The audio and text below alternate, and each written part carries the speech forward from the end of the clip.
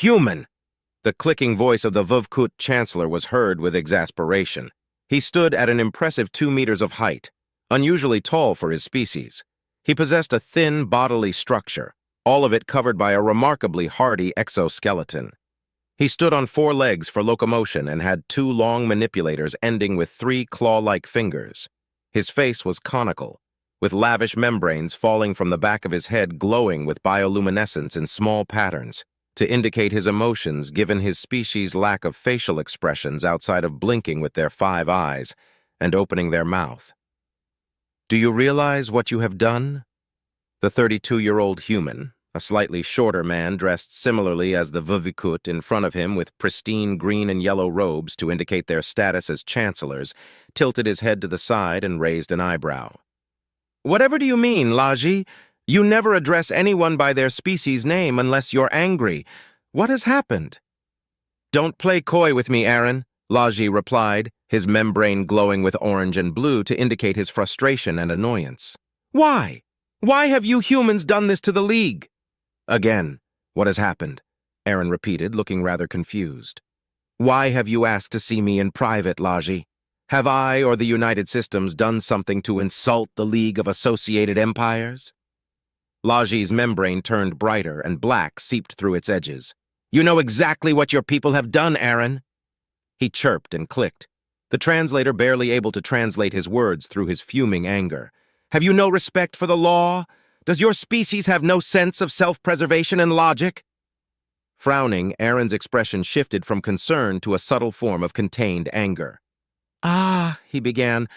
I now understand what this is about, he said sternly, trying to sound as calm and collected as possible. Why would it be a problem? Why would it be a problem? Laji repeated before hissing, his species' version of a sigh. We've tolerated the contact your species and the Koshi maintain, he slammed his manipulators on his desk. But why would you initiate contact with the Zoof, the Joel, the Ferges, and the Quaoz? He yelled, his membrane swirling with shifting colors.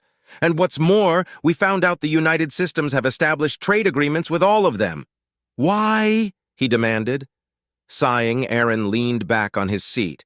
Laji, tell me, how many species have joined the League? What does that have to do with how many?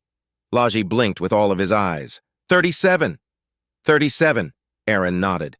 There are another 10 pre-FTL species currently under observation, and we, humanity, are the newcomers to the galactic stage. He looked deeply into Laji's eyes. So tell me, Laji, why the League accepted us almost as soon we made official contact with you, but have refused all of our friends? Friends! Laji lashed out. You would dare call those things friends? Aaron nodded. Quite. And not just me, but humanity as a whole. I'd like an envoy from the League to visit Mars and see what the Koshi have done with the place. They even managed to mine out Phobos and Demios to provide Mars entirely, he smiled. And in return, they allowed us into their home system, Tau Ceti, and we colonized the small atoll world of theirs. So yes, they are our friends, Laji. Laji's membrane turned red, brown, and a vibrant yellow to show his astonishment, dread, and exasperation. You've allowed them to colonize one of the planets on your home system? Why would you something so foolish, human? Because friendship aside, it is a mutually beneficial deal for both our species, Aaron explained. Silence fell in between the two chancellors for a few moments, until the human cleared his throat. That's one thing I, my colleagues, and humanity as a whole have yet to fully determine. Why do you hate them so much? That you even have to ask is proof of your naivete, Aaron, Laji hissed. They are monsters, an affront to the universal laws of life themselves. Aaron frowned. If that is so, then we humans are too. Of course not, Aaron. You humans may be strange, but you are certainly not anything like those horrid creatures, unnatural beings that should not exist.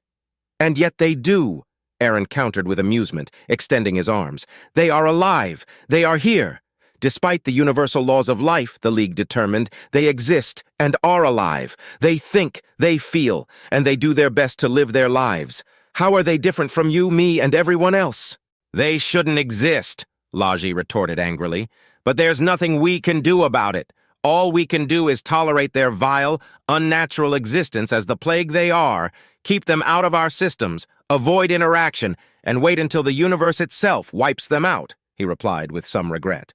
Perhaps outlawing war was a mistake, but war would only send the League back into the days of before. No one wants that.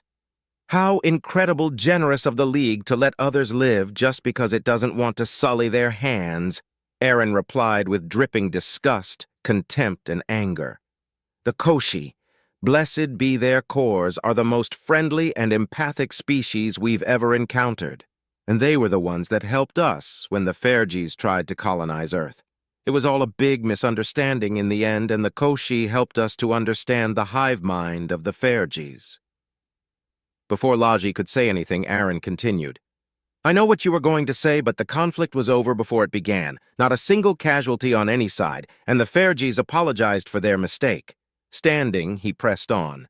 "The Fergis are a hive mind, the only sapient hive mind species known so far. The Koshi are a lithoid species that communicate through music. The Zoof are gaseous entities," he smirked. "They have taken a liking to Jupiter, in fact. It's become their most popular resort, believe it or not. The Joel are the only plantoid species we know of. Their size may be imposing, but you'd be surprised how intelligent and sophisticated they are. Did you know they value philosophy over anything else? And, of course, the Quaoos. Who in their right mind would interact with a species that can literally tear you apart with a simple hug? It must be the cruelest irony to be the most pacifist and xenophilic species in the galaxy, and be shunned by most of the other species just of how they look and their biology." Aaron stopped, now standing at the other side of Laji's desk, the taller male realizing only now that the human had approached him. He smiled, showing his teeth and watching Laji recoil with some disgust. "Finally, humanity, the only omnivore species, the first meat-eater species to achieve sapience. Why are we an exception and not they?" "We can understand your existence, and you fall well within the limits set by the universal laws of life, human, that you have mingled with those abominations, to openly trade with them, to let them enter Sol. It is something the League won't take kindly, not after we have extended our manipulators in friendship to humanity only to be repaid with such transgressions." "Then we will be ready to face the consequences, Vovkut," Aaron replied, this time showing no emotion and remaining calm. "To tell you the truth, I and my superiors back on Earth have been discussing the possibility of leaving the League." He smiled, seeing the red, right, silver, and white colors swirl on Laji's membrane. "We share the League's belief that life is sacred," he turned to leave. "Humanity has gone through many perils, Laji. I don't know if you'll ever come to understand that. We have come to not just value life, but to value all life." Aaron reached the doors of Laji's office and glanced back. Who knows? Maybe our new friends will be interested in forming an alliance with humanity and stand together? The doors opened and he stepped out. "Have a good day." The doors closed. Chancellor Laji traversed an unusually lonely pathway of the normally bustling activity of the League's diplomatic headquarters. With a saddened hiss, Laji reminded himself of the reason why it was so lonely, and why it was to be demolished as soon as the occupant at the end of the hallway left the planet.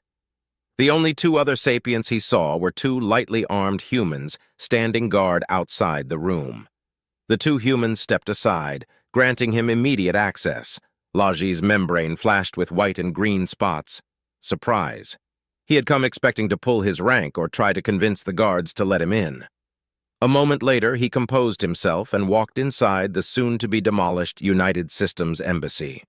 "Is it worth it, Aaron?" Laji asked, his membrane turning to a soft pink to show his sadness.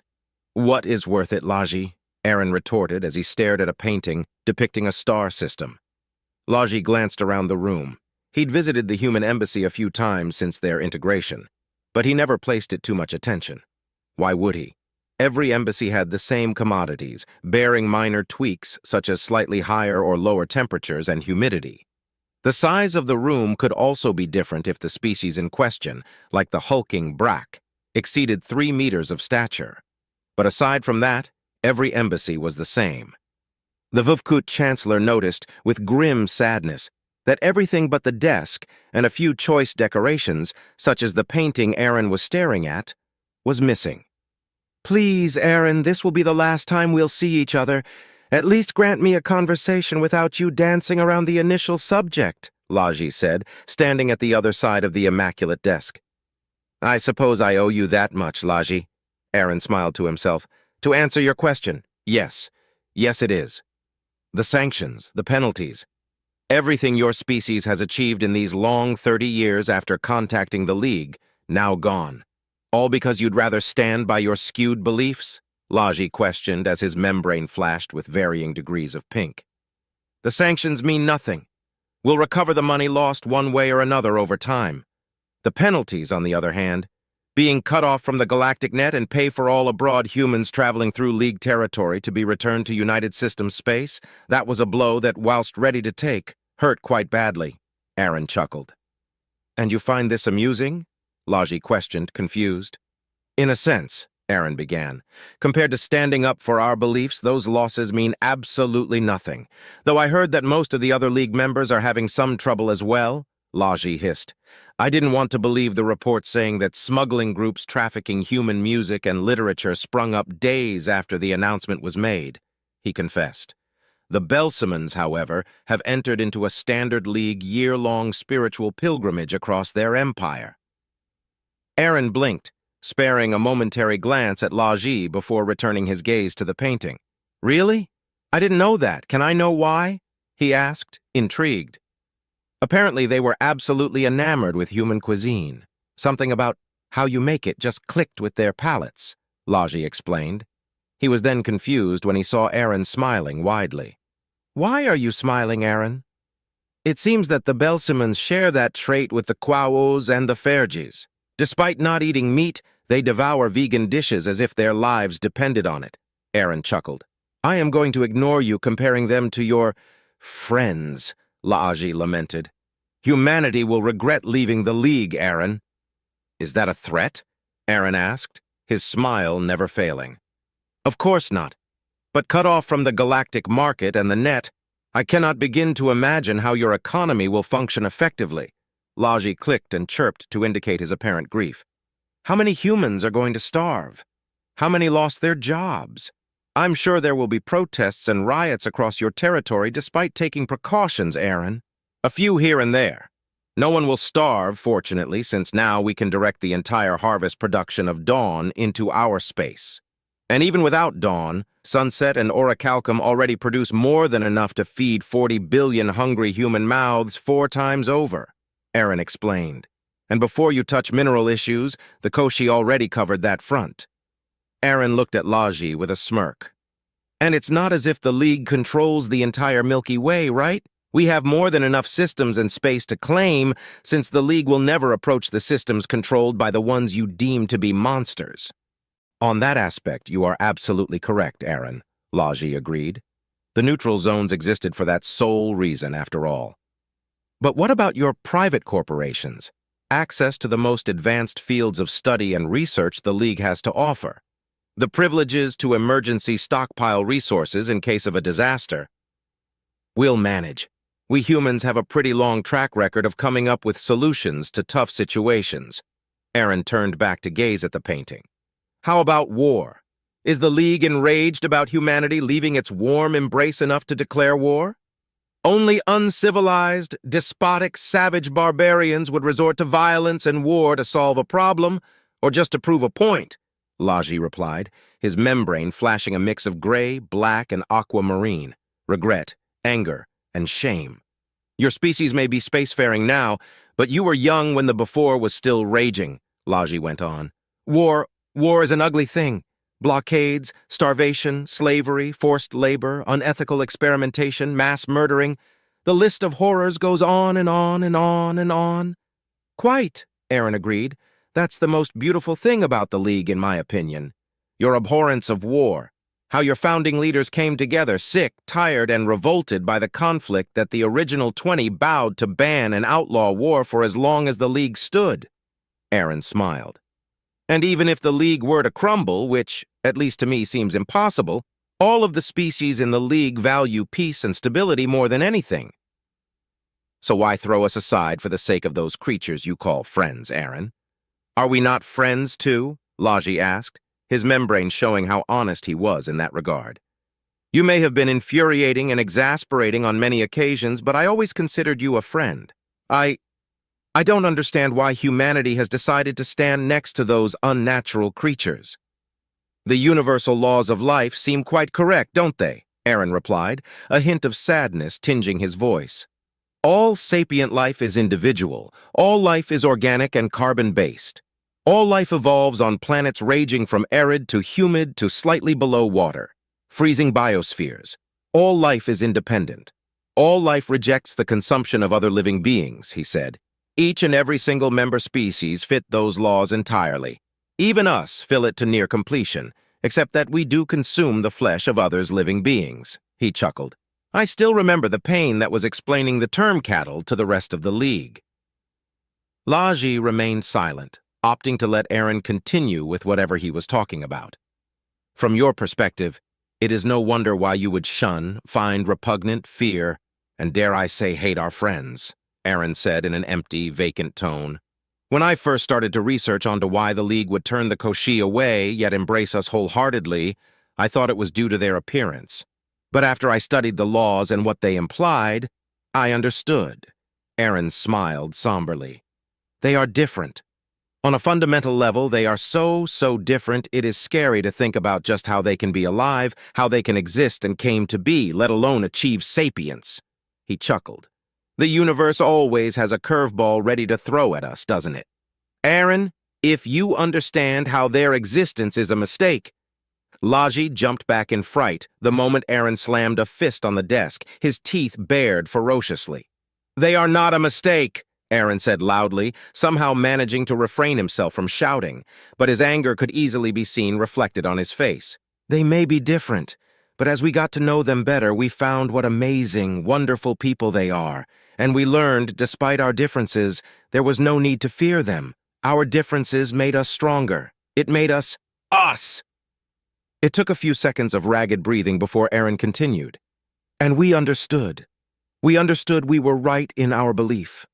All life is sacred. Aaron walked towards the painting, his eyes reflecting the deepest regret Laji had ever seen in any sapient to date. We learned that lesson in the worst possible way, Laji, Aaron whispered, stopping scant feet away from the painting. Once I'm gone, by order of the Council of Nations, a data package will be delivered to the Chamber of Chancellors. It'll contain the single piece of history we kept a secret from the League all these years. He turned his head to Laji. Do you know what system is this? Laji walked next to Aaron, all fear forgotten in the presence of the sorrow reflected in his eyes. Laji inspected the painting and found, to his surprise now that he saw it up close, that it was not only beautiful but also astonishingly profound. Was this hand-drawn? Finding his voice again, he asked. Aaron nodded. This system, I don't recognize it. What do you call it? Alpha Centauri, a trinary star system. Aaron's lips were graced with a small smile. It was also the first system in which humanity set foot on after Sol. He lost his smile. We arrived here at an M-class star we call Proxima Centauri. The first expeditionary task force was comprised of a fully multi-purposed Oberon-class exploration heavy destroyer and an escort of 5 frigates and 2 corvettes. It was all just to put a big show for the people back on Earth and the colonies in Sol, of course, but also just in case something went wrong. How is this relevant to the data package? Laji asked.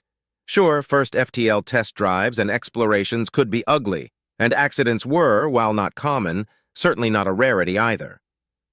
Was the entire task force lost, as did they try to splinter away from your government at the time?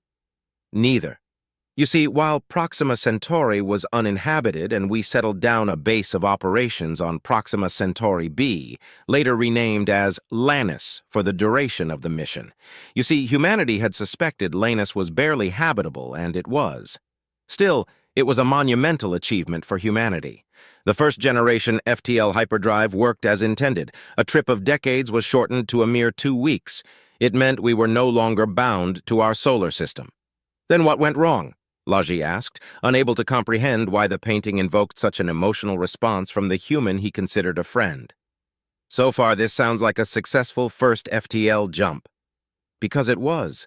Everything was going according to plan, Aaron said. But something unexpected happened. According to the reports, 49 days into the mission, they noticed something strange happening in the Alpha Centauri beta system. Now that humanity was so close for the first time, they noticed a moon orbiting Alpha Centauri beta 3, a Jupiter-like gas giant. They also noticed it was not only habitable, but inhabited by a species called Sulcici. Aaron closed his eyes. Turns out our civilizations achieved spaceflight around the same time, the main difference being that we achieved FTL while they had yet to do so. Sulcici? I don't recall ever hearing about them before, Laji said, confused, intrigued, and curious at the same time. The leader of the mission, Commander Nico Vargas, decided to attempt the first contact event in human history. But before that, they spied on all the Sulcici broadcasting signals they could pick up. They picked apart their language, broadcasting methods, whatever they could learn from their culture and history, essentially everything they could learn about them, they studied.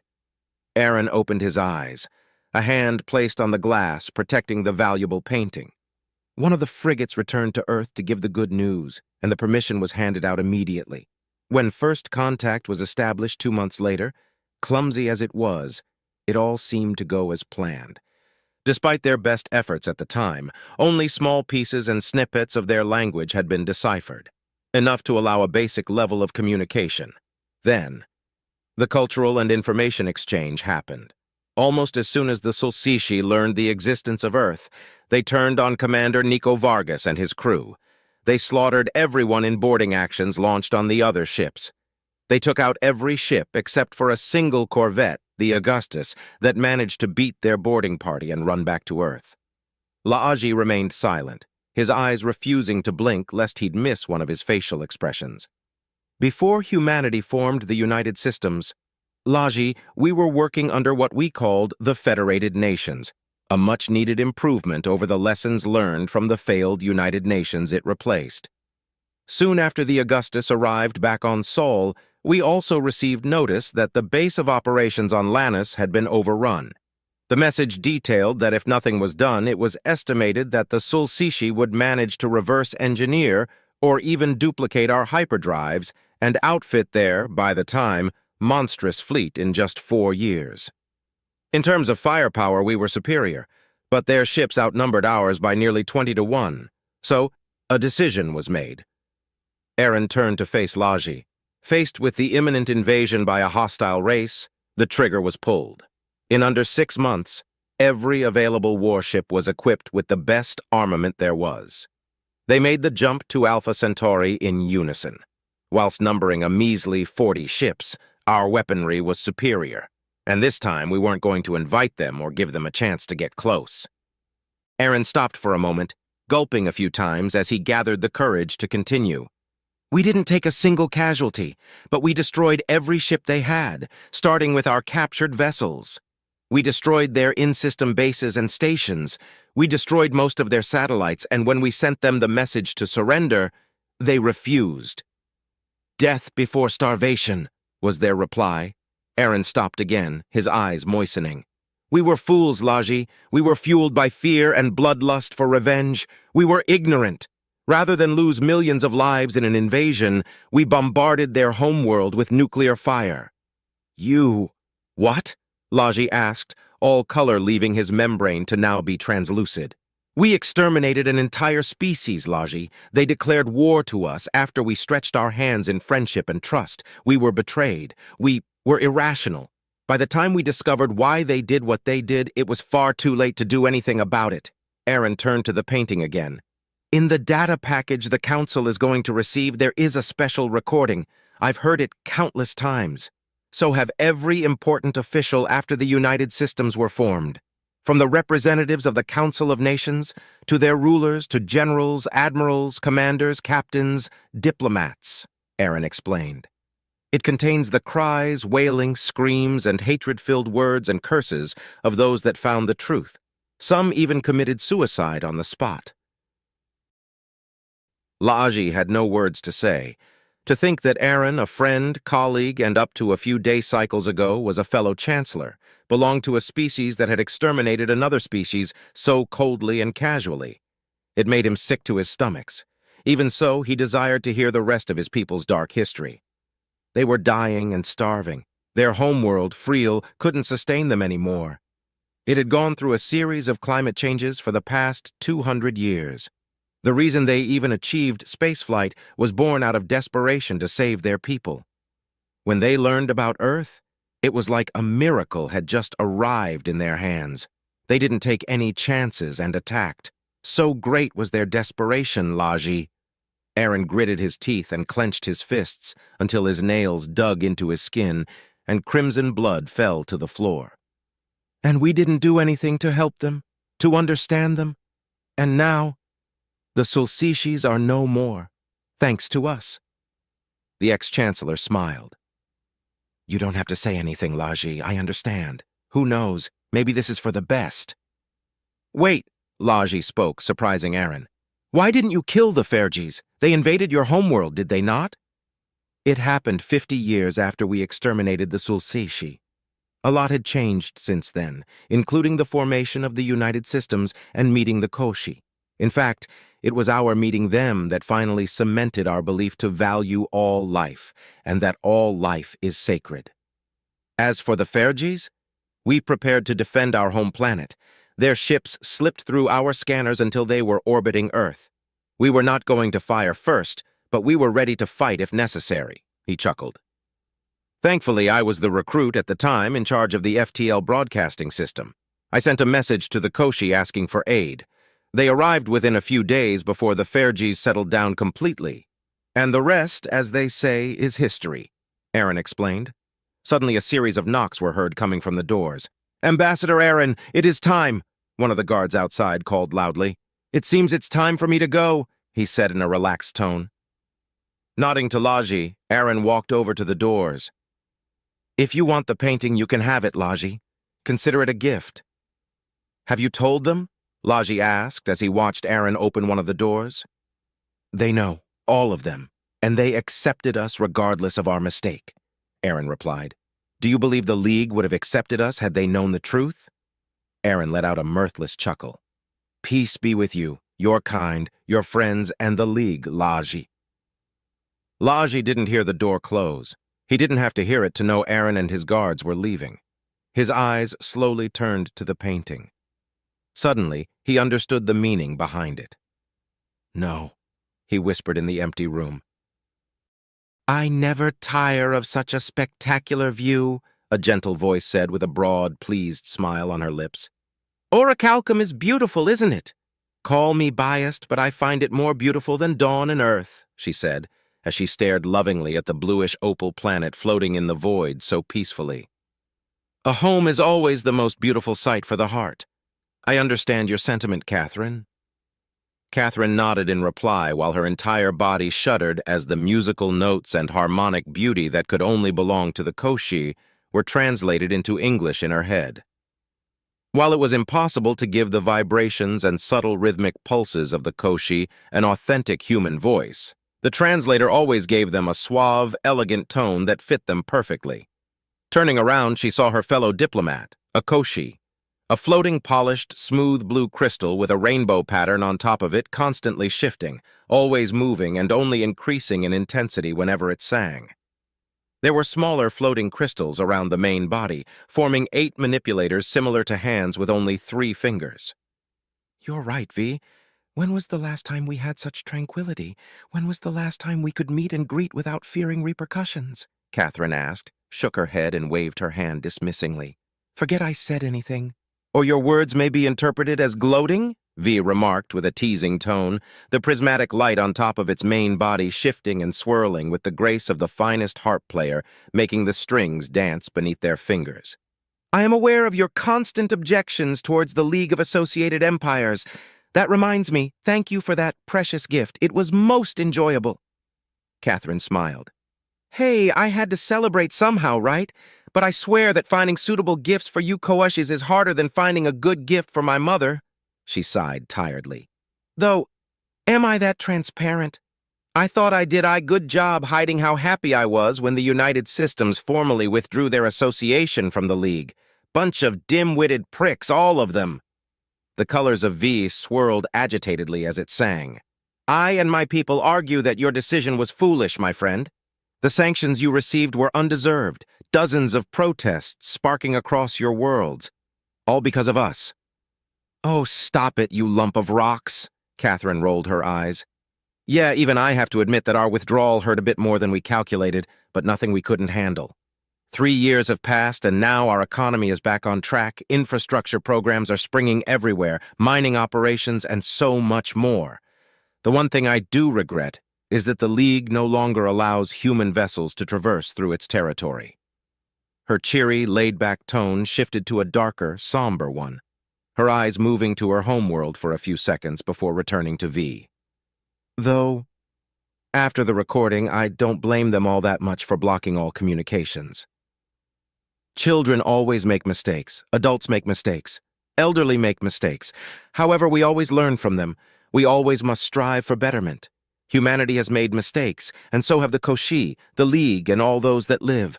The only fools are those that refuse to learn, V replied, its colors swirling and vibrating warmly. True enough, Catherine said. After a few seconds of contemplative silence, she shook her head. Let's focus on other things, V. First and foremost, are our guests arriving soon? They should be here any moment now, V replied. Catherine, I must ask you something rather personal. May I? Sure, buddy. Fire! Catherine replied, intrigued about what her old friend and work partner could want to know. This question is not coming from my government, but rather from my own mind. Tell me, Catherine, do you think this is a wise idea? Catherine blinked, her brown eyes staring at her friend before she ran her hands over her short black hair. Honestly, I don't know. But if we don't try or back down now, then what's the point? Humanity was lonely for so long, dreaming to seek more, know more, and meet others across the stars. And when we did, we acted like the ignorant, stupid monkeys we always feared to be seen as, she said, closing her eyes. I know that we only reacted in fear and anger. No, that's nothing more than an excuse. We could have been better. We should have been better. My friend, V interjected when Catherine clenched her hands into shaky fists. Humanity has proven that you are better than your bloody past. Enlightenment doesn't come without struggle. And although the losses and the suffering are regrettable, they are steps that must be taken. Catherine chuckled, her eyes shining brightly as she stared at her friend. The League and their laws of life surely didn't account for the wisdom of your people, V. With a loud nasal exhale, she pulled up a tablet and began to file through it. Silently, V did the same, 4 surprisingly dexterous arms interacting with the tablet resting before him on the desk. For several minutes, the dupe waited in silence, checking, reviewing, and making sure everything they had was in order, until a soft chime rang across the ample, grayish-opal room, housing nothing more than a large, semicircular table in the middle, a few select plants, and a shelf filled with books. Catherine froze for a second, then reached to her right ear. Have our guests arrived? They have, came the reply, respectful and polite. Send them in, she ordered, and set the tablet aside. V followed suit while its vibrant colors shifted up and down. Nervous? One can only plan so much before the time to act comes. Yes, Catherine, I am nervous, V replied, its main body leaning from side to show humor. Catherine wanted to giggle at that, but managed to keep it together. Wisely done, as the doors opened up to reveal 6 armed humans entering the room and forming a cordial reception. A 7th human, a meek-looking blonde woman, entered confidently into the room with a friendly, welcoming expression on her face. Please, this way. The seasoned diplomat stood up a moment before the first being the blonde had escorted entered the room. No matter how many times she saw a Joel, Catherine couldn't help but to be in awe of them. They looked like they had a collection of vines tangled together for feet, or rather a meter-wide stump that wriggled constantly as she moved with surprising speed. Further up, a splintered stalk made out of those same vines rose up, moving from side to side gently and elegantly until reaching around 4 meters high, where the vines smoothed out and separated into right different parts.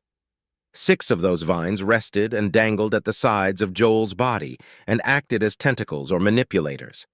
The remaining 2 bloomed into a flower similar to that of a sunflower, but far more vibrant, lively, and with dozens of small stalks willing at the center of it. Above the stalks, 16 small, beady black, unblinking eyes stood. The petals of the flower flowed behind and down the center, acting more like hair than any flower found on Earth and her sibling worlds. The Joel always smelled nice, earthy in a way, were surprisingly strong for their spindly yet imposing forms would suggest, and their soft, warm colors of green, brown, yellow, orange, and violet mixing and matching their petals and manipulator vines were always pleasing to human eyes. Behind the Joel came the Ferges. While standing at a mere meter tall, the 4-legged, 4-armed, centaur-like mix of a raccoon and a falcon walked with a precision that was uncanny. The drone was furless, with a squishy aquamarine skin, a curved beak at the front of its head, 4 vibrant yellow eyes constantly blinking with side eyelids. Its head wasn't too big but was smooth and nicely shaped for something that could attack in a burst of motion. Claws adorned the 4-fingered toes of each foot, short but sharp, while the 4 manipulators, also sharing 4 fingers, lacked claws in favor of digits not too dissimilar to that of human fingers, but each finger could act as a thumb at any given moment, and all that paled in comparison to their psychic hive mind. In truth, every Ferges was just an extension of a singular intelligence. In essence, the Ferges wasn't so much a species and rather just one individual that controlled billions of bodies at the same time and could divide its attention as little or as much as it desired. Behind the small Ferges came a floating bubble with a purple-orange mist swirling inside it. The bubble was completely sealed and transparent, having nothing more than suspender emitters below it and at the sides for stabilization, and a set of twin panels that connected the inside with the outside to allow for communication. Inside, the moving, flowing gas moved and reformed itself into a human drawn straight from memory by a drunk blind man. The head was nothing more than an elongated skull, disproportionate limbs, and a wide, unnerving smile plastered on the face of the Zoof.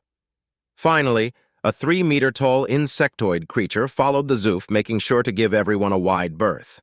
The face of the Quaouz was something that during first contact, humanity called in unison nightmare fuel.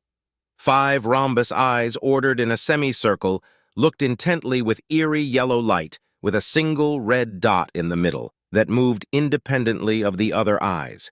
Beneath the eyes, 2 slits signaled nostrils, and directly beneath it, a permanent smile filled with dark fangs. At the sides of his head, several protrusions that resembled horns, but were in truth semi-flexible tentacles, with the exception of 2 thinner ones that acted as his cheeks, similar in form to chelicerae. The rest of his body was dense and heavily packed with muscles below a titanium-hard, dim red exoskeleton, yet he was lean for a Quaouz. 2 large, strong arms extended from the creature's shoulders, while another 2 smaller arms extended from the sides of his torso. Behind him, a thin, elongated abdomen extended as it slowly became thinner until it tipped out with a stinger. Finally, double-jointed, long, strong legs supported the absurdly strong being that, despite its appearance, looked rather skittish and self-conscious of his immense strength and how dangerous he really was to anything that wasn't his own species. Catherine bowed slightly after the Quaouz came to a halt a couple of meters behind the rest of the new arrivals. I welcome you to Orichalcum and to the Central Diplomatic Station of the United Systems, my friends. I hope your journeys were comfortable. Yes, pleased. Delicious microbiological supplements. Enjoyable field. Humbled by Bubble, the Zoof was the first to reply, its body moving and appearance shifting as it tried to mimic human movements with little success. I am intrigued by your proposal. Thus I have come with this drone, Fergus said in a dull, emotionless tone. It shows my interest, yes? Shall we proceed? The Joel shuddered, the stalks moving, and soon the translators spoke up. I agree with Fergus. My people are puzzled by this proposal. Must inquire what the benefits could mean, what dangers lurk in deep soils. We are happy to come. The deep, dark, and slightly booming voice of the Quaouz sounded next. I am happy to answer the call of our human and Koshi friends. Only benefits and further friendship can follow this delightful summon. Dear ambassadors and Ferges, please, I urge you to take your designated seats so we may begin, V sang. Seconds later, the 4 guests took their positions around the table. Only then did it turn to the human guards and the escort. You may leave us. Thank you with light and harmony for your services. The 7 humans nodded and left the room, leaving the 6 different beings inside. Allow me to start with a conjecture, yes? The Joel said. If nobody objects, then you may do so, Ambassador Gick, Catherine said, her jovial, easygoing attitude replaced by trained professionalism. A few seconds of silence later, she nodded. Gick waved her vines in agreement. Thank you for this honor, fellow ambassadors and diplomats gathered here today. After receiving this proposal, the High Philosophical Council pondered endlessly what this could mean. I bring a question that comes from their stalks and is voiced through mine. Are you seeking conflict with the League? Cynthia shook her head. No, that is, in fact, farthest from the truth. We do not wish to antagonize the League of Associated Empires. Our goal is peace, not conflict, never war. Yes. Previous interactions between our peoples point to such a noble outcome. Their question has been uttered, and I have heard the answer. Please proceed, Geek said, her vines visibly relaxing. In that case, I shall make another direct question. Human Koshi, do you wish to integrate with me? If so, I must disappoint you. I cannot subjugate others into my fold. I offer many apologies, for I do not wish to insult, but the chaos of your individuality would poison me even if I could join my vastness, Fergus said in an apologetic, sincere tone.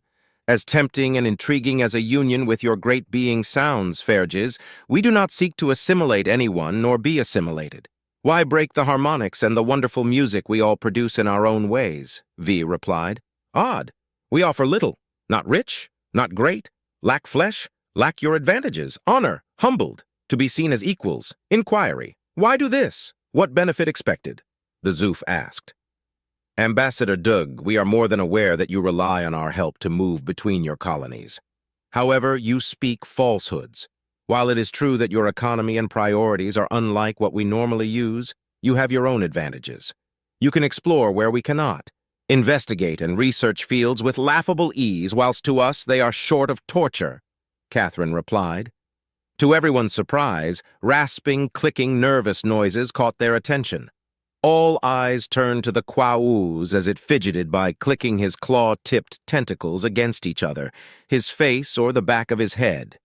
Is something the matter, Ambassador Ulzut? We are not going to hurt anyone, right? My people do not wish to harm others. All of us know of the way most others see my people. They are right. We are dangerous. But we do not wish to hurt our friends. This proposal fills us with joy. I have come to bear the message of our Empress. We accept. To finally embrace our siblings from beyond the stars is the dream of my people. But we simply do not wish to bring pain to others. Is this fine? A noble heart is a noble soul. We've taken precautions and have agreed that if the League sees us as a danger, we will take measures to ensure peace. Sweet harmonics and rhythms of a conjoined existence on separate chords, V replied. Mutual defense, mutual understanding, mutual advancement. However, our ways and economies are different. There will be issues and problems to face. I do not wish to sacrifice many of my bodies in such an unsure journey. Fergus clicked, his version of a hum. To that I say this. Is this not the next logical step? Already we have great access and communication between each other. As long as conflict is not desired, we are in agreement. If the path before you is riddled with thorns and pits, do you search for another way that may lead you astray or surge forth and traverse the difficulties knowing the richest plains are waiting for you? Gick questioned, her entire body wriggling. Laughter! Laughter! Laughter! Doug chanted over and over as its body fragmented and swirled constantly. We agree, not blind. Reunion equal sign formality, safety, peace, friends, intriguing, intriguing, intriguing. Ulzut chittered loudly. Is this really happening? Is this true? If this is a dream, please do not wake me up, he said whilst Fergus chirped in agreement. Catherine turned to V, to which her friend moved two of its manipulators in the common human gesture of thumbs up. In that case, our reunion can begin in full. Tapping on her tablet, a wide holographic display appeared in front of the table so that everyone could see it without issues. "We'll need a name," she smirked. V's colors swirled, shifted, and danced wildly. "Let our singular chorus join into an orchestra that even the void shall hear." Laji blinked, his membrane displaying his confusion. "Could you repeat that again?" he asked the small bipedal avian Choxy, his personal assistant. The Choxy fluttered before speaking up. The humans, the Koshi, the Fergis, the Zoof, the Joel, and the Kwao-Os have announced that they have joined together in a new federation." Laji felt weak for a moment before he turned to the painting his friend Aaron had gifted him before the humans withdrew their League membership years ago, and the denouncement of the League after the recording was revealed and heard by the entire council. For a moment he felt fear and his membrane reflected it, but only for a second. Fear soon transformed into confusion, and finally confusion gave way to pragmatism. Did they send any message at all to the League? "Only one, we are not enemies. Let's live in peace. Nothing follows." Looking up at the Chancellor, she dared to speak up. What is going to happen now?" Laji stood up and made his way to the painting, his fingers tracing against the protective glass, keeping the precious, gorgeous handmade illustration. A few seconds later, he replied, "I wouldn't worry too much about it.